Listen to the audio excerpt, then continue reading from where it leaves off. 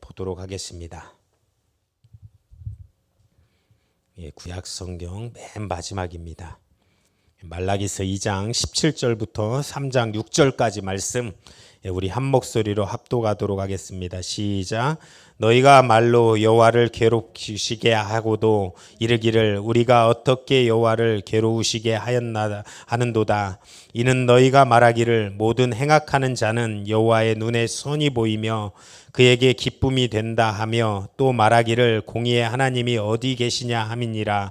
만군의 여호와가 이르노라. 보라, 내가 내 사자를 보내리니 그가 내 앞에서 길을 예비할 것이요 또 너희의 구하는 바 주가 호련히 그 전에 임하리니 곧 너희의 사모하는 바 언약의 사자가 임할 것이니라. 그의 임하는 날을 누가 능히 당하며 그의 나타나는 때에 누가 능히 서리요. 그는 금을 연단하는 자의 불과 표박하는 자의 잿물과 같을 것이라. 그가 은을 연단하여 깨끗게 하는 자 같이 앉아서 레위 자손을 깨끗게 하되 금은같이 그들을 연단하리니 그들이 의로운 제물을 나 여호와 앞에 드릴 것이라. 그때 유다와 예루살렘의 헌물이 옛날과 고대와 같이 나 여호와께 기쁨이 되리려니와 내가 심판하러 너희에게 임할 것이라. 술수하는 자에게와 간음하는 자에게와 거짓 맹세하는 자에게와 품꾼의 싹에 대하여 억울케 하며 과부와 고아를 압제하며 나그네를 억울케 하며 나를 경외하지 아니하는 자들에게는 속히 증거하리라. 만군의 여호와가 말하였느니라. 나 여호와는 번역치 아니하나니 그러므로 야곱의 자손들아 너희가 소멸되지 아니하리니라. 아멘. 오늘 본문의 말씀을 중심으로 성도는 깨끗하게 되어야 된다라는 제목으로 은혜를 나누고자 합니다. 이스라엘 백성이 이제 그 포로로 잡혀간 다음에 이제 예루살렘 그 수도의 성벽과 성전이 무너집니다. 갔다 와서 이제 그 포로를 잡혀온 그들이 이제 성벽을 재건하고 또한 성전을 재건합니다. 그 성전을 재건하고 나서 그들에게는 자부심이 있었습니다. 내가 이렇게 충성을 했다. 나 한량없는 축복이 우리에게 임할 것이다. 왜 그렇습니까? 이 솔로몬이 먼저 성전을 건축했습니다. 성전을 건축하고 나서 열왕기왕 8장 10절부터 11절에 보니까 제사장이 성소에서 나올 때 구름이 여호와의 전에 가득하며 제사장이 그 구름으로 인하여 능히 서서 섬기지 못하였으니 이는 여호와의 영광이 여호와의 전에 가득함이었더라.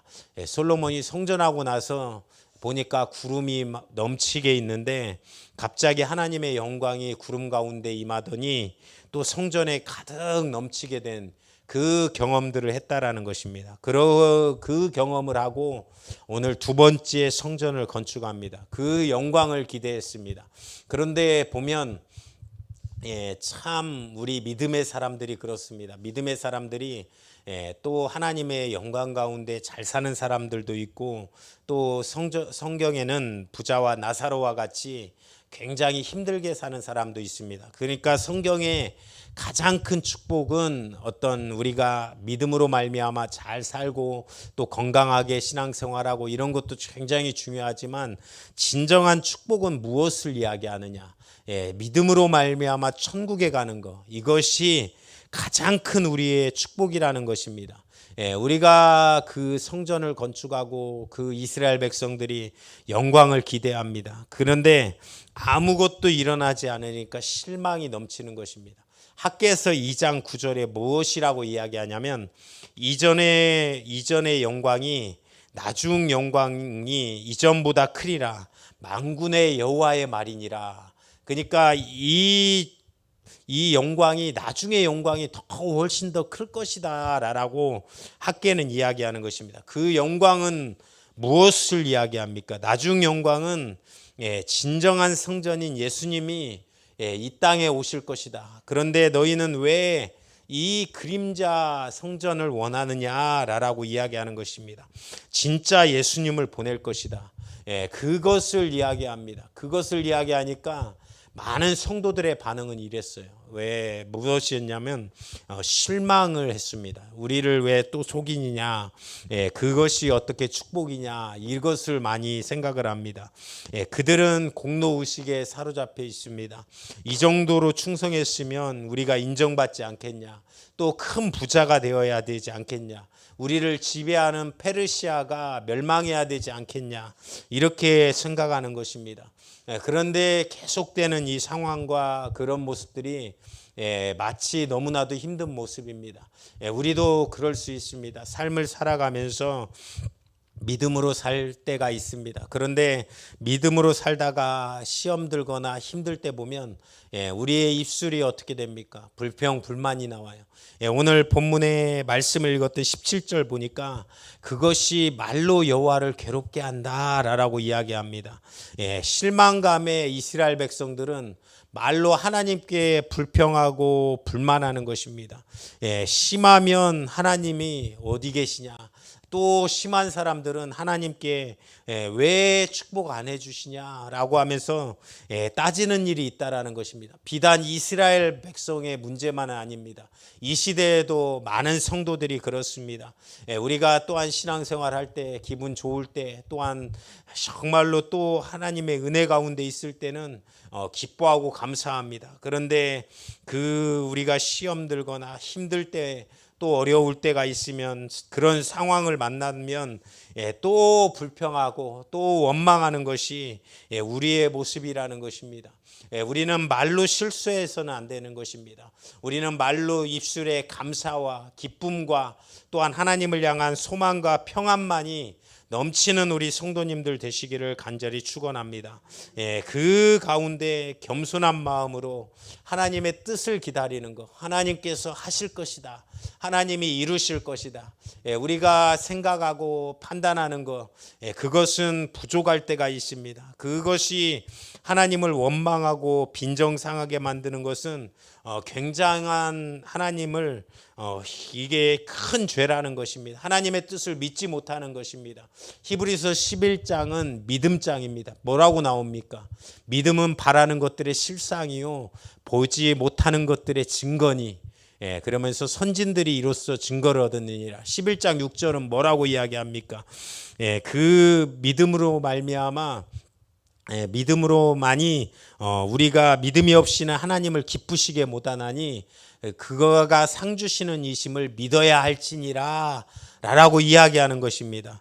그래서 하나님이 가장 원하시는 것은 믿는 거예요. 믿어주는 거. 우리가 아브라함이 있습니다. 아브라함이 창세기 12장에 본토 친척 아비집을 떠납니다.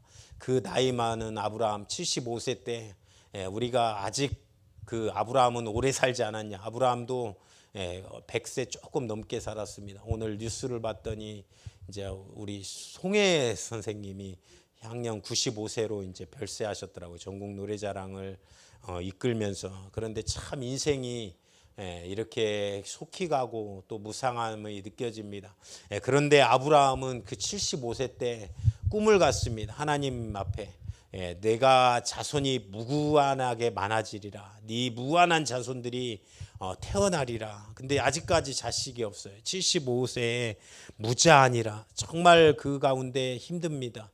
그래서 고난도 있고 넘어지기도 합니다. 그런데 창세기 15장에 보니까 하나님이 이 아브라함을 하늘을 보게 만들어요. 우리 어렸을 때 보면 참 별이 많았어요. 그런데 지금은 참 공기가 안 좋은지 별이 왜 이렇게 없어졌는지 모르겠습니다. 그런데 어렸을 때는 북극칠성도 보이고 북극성도 보이고 카시오페아 W 모양의 그 별도 보이고 많이 보였습니다. 그 별을 보면서 무수한 많은 별들을 보면서 네 자손이 이와 같이 많아지리라. 그 가운데 아브라함의 고백, 그 사실을 믿었더라. 우리는 하나님이 계신 것, 그리고 그가 자기를 찾는 자에게 상 주시는 이심을 믿어야 할 것입니다. 아멘이십니까? 누가복음 7장에서도 백부장이 있습니다. 백부장의 이 하인이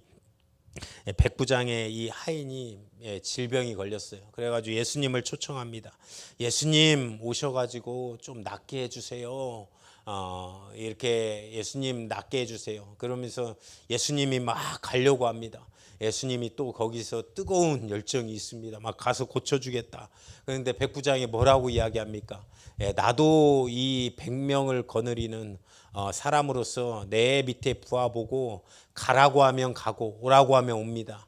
예수님이 여기서 오실 필요 없이 여기서 그 병을 낫게 하라고 하면 낫을 것이요, 또 고쳐주신다라고 하면 고칠 것입니다 라고 고백합니다. 그러니까 예수님이 고백이 무엇입니까? 이스라엘 백성 가운데서도 이만한 믿음을 보지 못하였다라고 하면서 굉장히 기뻐하십니다. 우리가 항상 하나님께 나아가는 자, 그 자세가 믿음으로 나아갈 때가 가장 하나님께서 기뻐하시는 것입니다. 그래서 우리는 쓸데없이 염려해서는 안 되는 것입니다. 쓸데없이 우리가 걱정하고 염려하고 근심해서는 안 되는 거예요. 그것은 믿음의 자세가 아니라는 것입니다. 우리 성도님들은 믿음으로 말미암아 담대한 믿음이 있는 성도님들 되시기를 간절히 축원합니다. 그 가운데 하나님의 대답이 무엇입니까? 3장 1절에 내가 내 사자를 보내리니, 여기서 침례 요한, 세례 요한을 보내겠다라는 거예요. 요한을 통해서 그 요한이 와서 무엇을 예비합니까? 이 예비하는 것이 무엇이에요? 예수님이 오실 것을 예비하지 않습니까? 예수님이 이 땅에 오시는 걸 예비하겠다라고 이야기합니다. 그 내 사자를 보내리니 그가 내 앞에서 길을 예비할 것이요 곧 너의 사모하는 언약의 사자가 임할 것이라. 예수님을 보내겠다라는 거예요.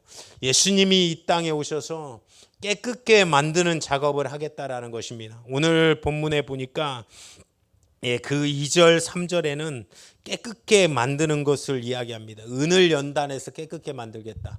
예전에는 지금이야 포항제철에서 이 제철소에서 뜨거운 그 불로 이 철을 만들어냅니다. 그 철광석을 넣으면 그 불순물은 거르고 녹인 다음에 철만 빼가지고 철일제를 만들어요. 그런데 예전에는 어떻게 했습니까? 은을 재련할 때도 마찬가지입니다. 이 순수한 은을 풀무로 계속 뜨겁게 합니다. 그러면 이 순수한 은은 밑으로 가라앉아요. 그리고 불순물은 위로 떱니다. 그러면 불순물을 얹습니다. 버려요. 계속해서 그러면 나중에는 순수한 은만 남습니다. 예전에 이 표백하는 자의 잿물과 같을 것이라. 무엇은 뜻입니까? 어렸을 때, 요즘은 다 세탁기가 있어갖고 기억하실지는 모르겠어요. 어렸을 때 어때요? 지금은 애들 키울 때도 천기저귀를 안 쓰잖아요. 그런데 저 어렸을 때만 해도 천기저귀 찼습니다. 그 천기저귀 띄어다가 그걸 어디서 빨아댑니까? 집에 마당에 물이 나오면 얼마나 기뻐요. 좋습니다. 그런데 만약에 물이 안 나오면 저 개울가로 빨러 가요. 개울가로 가서 이 아주머니들 막 두드러 패지 않습니까? 그 청기저귀 막 두드러 패가지고 빨리 이게 깨끗하게 하려고 그래가지고 두들겨 패가지고 그 옷을 잘 빨아댑니다.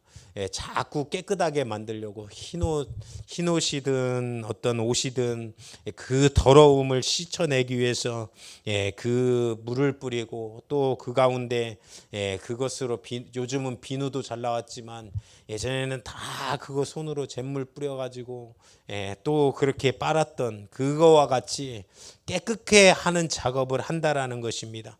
예수님은 가는 곳마다 깨끗함의 역사가 일어납니다. 요한복음 2장에 보니까 이 성전이 어떻게 됐어요? 성전이 이제 비둘기 파는 사람, 돈 바꾸는 사람으로 가득 넘치게 됩니다. 하나님의 집은 어떤 집입니까? 기도하는 곳이라고 이야기했어요.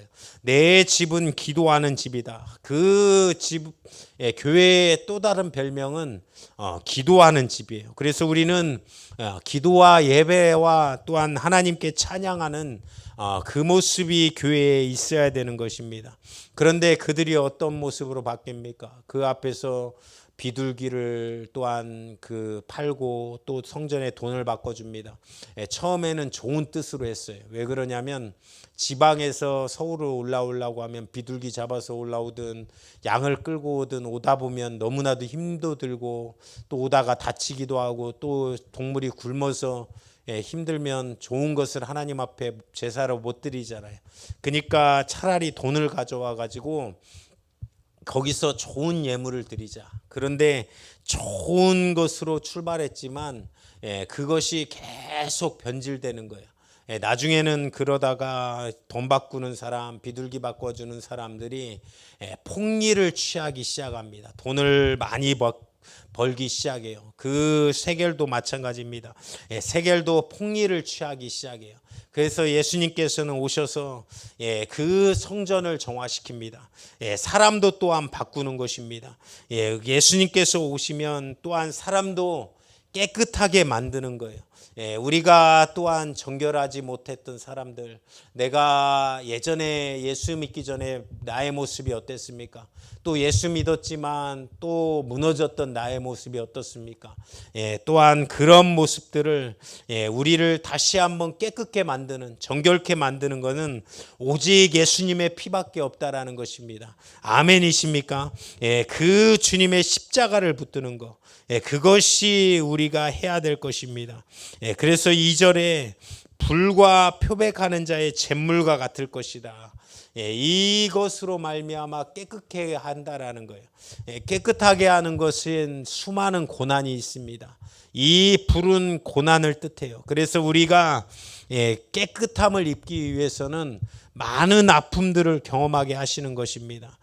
그래서 교회부터 또한 믿는 사람들부터 하나님께 돌아오라고, 너희들이 정결한 삶을 살으라고 하나님께서는 이야기하는 것입니다. 그러면서 너희에게 이것을 바꿔라 라고 이야기하는 것이 오늘 본문의 5절 말씀입니다. 5절을 한번 보겠습니다. 너희가 심판하러 너희에게 임할 것이라.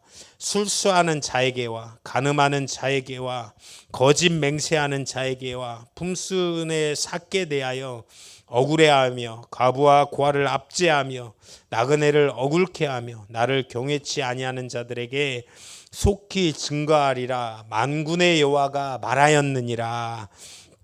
이 6가지를 우리가 해서는 안 된다라는 거예요. 술수는 어떤 것입니까? 우리가 뒤로 자꾸 자기가 옳다라고 이야기하는 거예요. 그것을 술수라고 이야기합니다.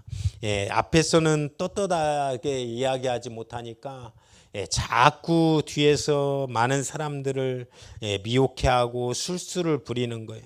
또한 간음은 어떻습니까? 우리가 젊었을 때 참 나이가 들어가면서 성적인 타락, 악한 역사가 떠나가는 것이 참 감사합니다.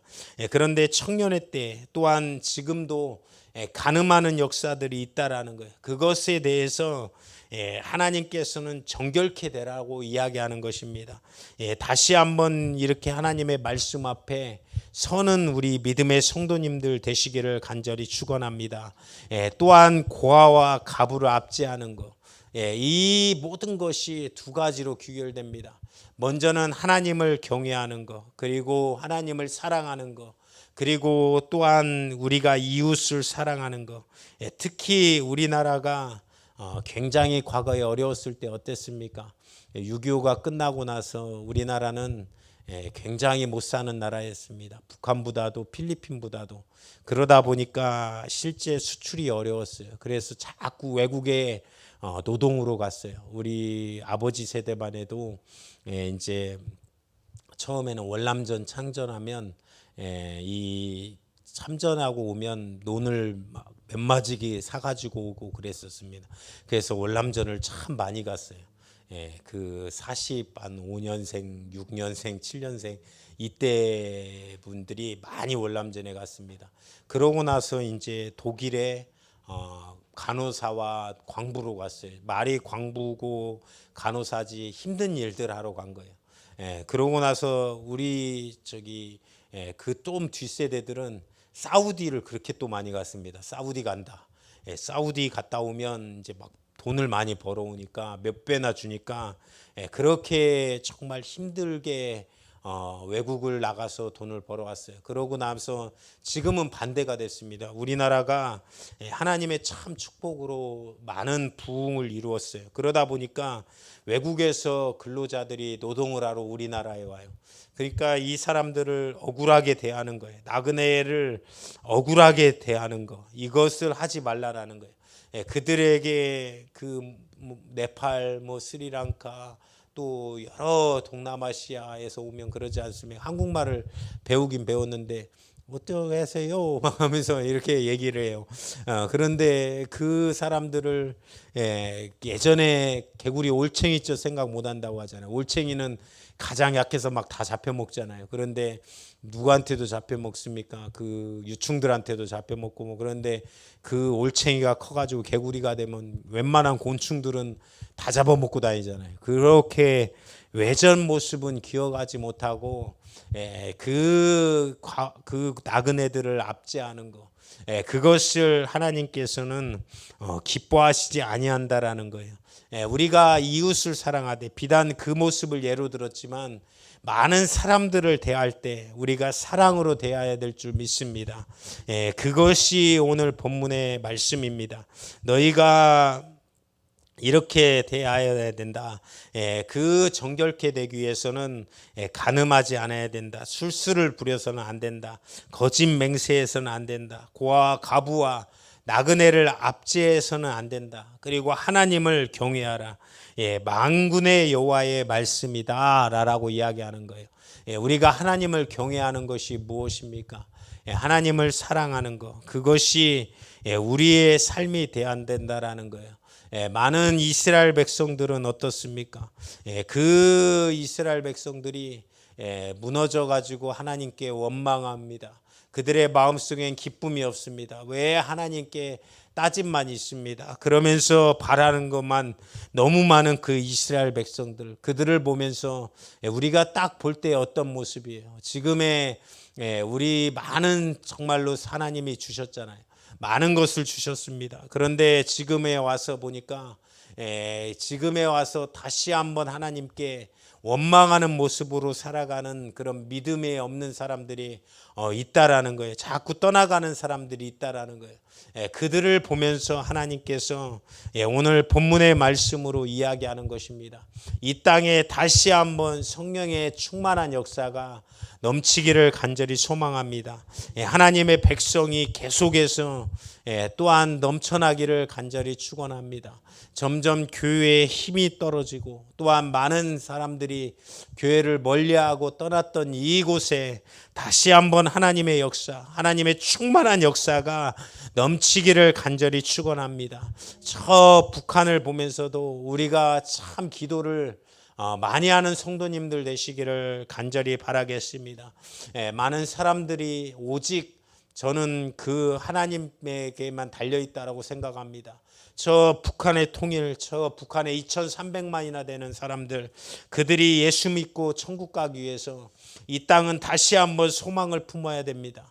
하나님, 이 땅에 다시 한번 복음의 통일이 이루어져서 그들에게 또한 복음이 들어갈 수 있게 해달라고 우리는 또한 간절한 소망을 가지고 살아가는 우리 믿음의 성도님들 되시기를 주님의 이름으로 축원드립니다.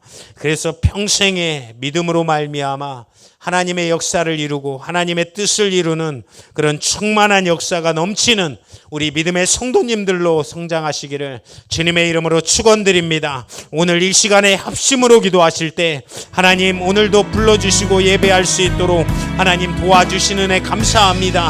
하나님 아버지, 이 땅에 다시 한번 하나님의 역사로 소망을 품는 우리 교회가 되게 하시고 또한 한국교회와 또한 모든 성도님들 될 수 있도록 하나님 주여 도와주시옵소서. 주님께서 정금과 같이 빚을 때 예수의 십자가의 피로 정결케 되는 역사가 이루어지고 나타날 수 있도록 주님 축복하여 주시옵소서. 주여